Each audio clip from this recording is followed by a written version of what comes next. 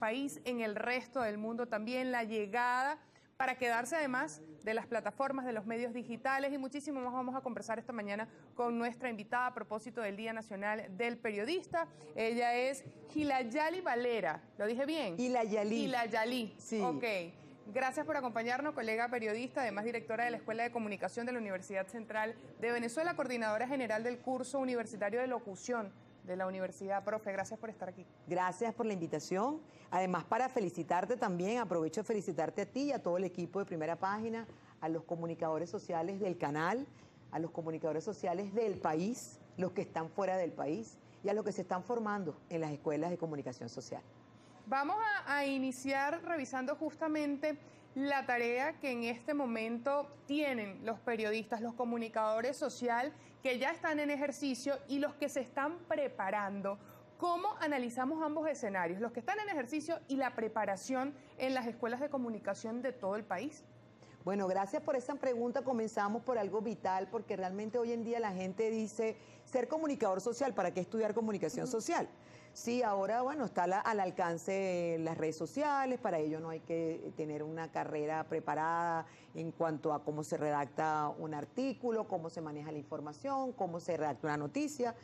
Pero realmente cuando nosotros empezamos a evaluar el impacto que ha tenido la comunicación social en la sociedad y cómo justamente todo lo que ha sido esa transformación y la prioridad que se le ha dado en esta era de las comunicaciones, pues tiene mucho sentido la formación para profesionales en el área, además cada vez más especializados, con una exigencia altísima, porque bueno, definitivamente la tecnificación también ha ido dando exigencias para adaptar estos programas de las carreras, y la labor del comunicador social sigue siendo esa labor social, esa labor de servidor, esa labor de acompañar a las personas en ese colectivo, cuáles son esos temas de interés, cuáles son esos temas que debemos ponerle el foco para dar soluciones, para que realmente la gente tome conciencia, para que la gente tome su opinión, para que la gente tenga criterios. Entonces, bueno, más allá pues de solamente dar una información y quedarse allí, sino generar realmente ese proceso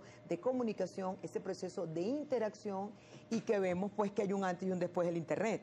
Claro. Porque cuando teníamos solamente estos noticieros donde la gente no podía participar, se quedaba la noticia en una sola ida sin la venida, sin ese retorno fundamental de lo que es el proceso comunicativo.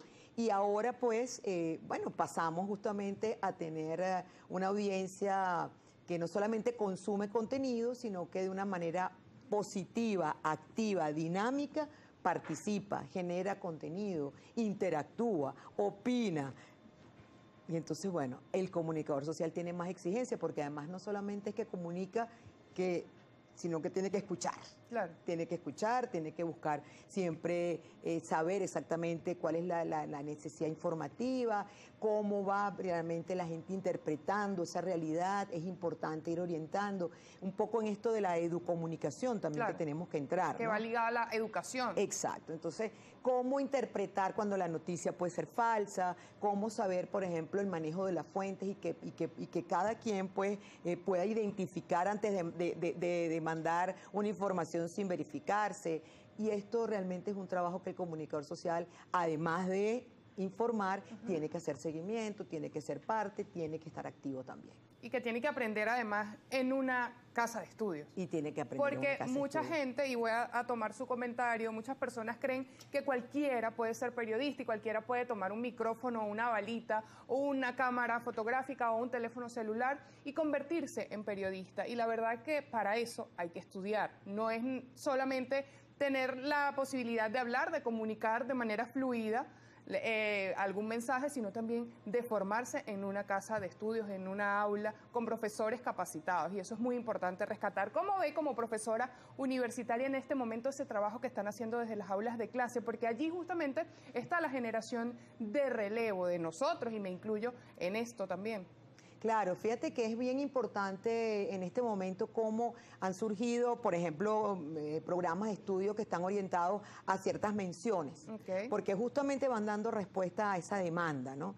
Y donde, bueno, la tecnificación cada vez es mayor en cuanto a los contenidos, bueno, cómo incluimos toda la mirada desde esa perspectiva y no solamente del que escribe en papel. Claro.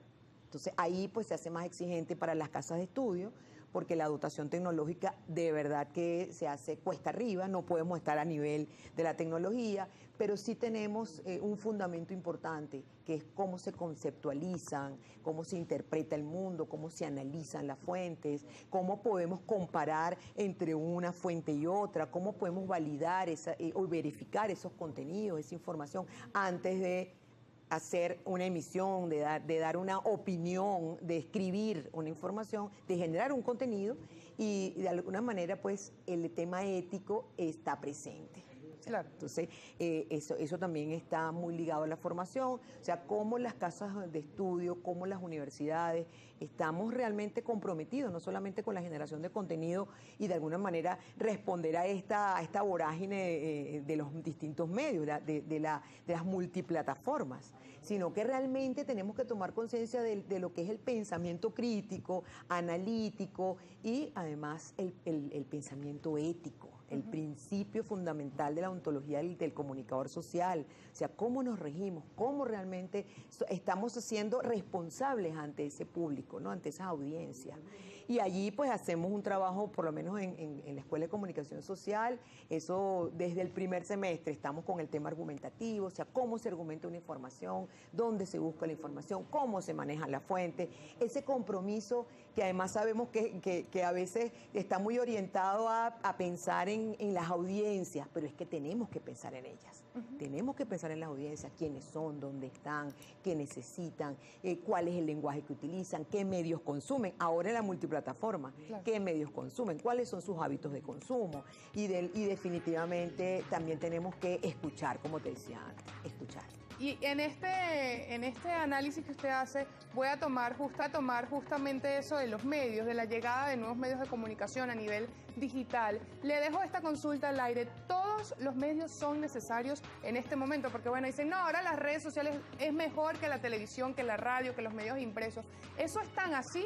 ¿O los medios de comunicación digitales vinieron a complementar la actividad de los periodistas, a fomentarla, a impulsarla también?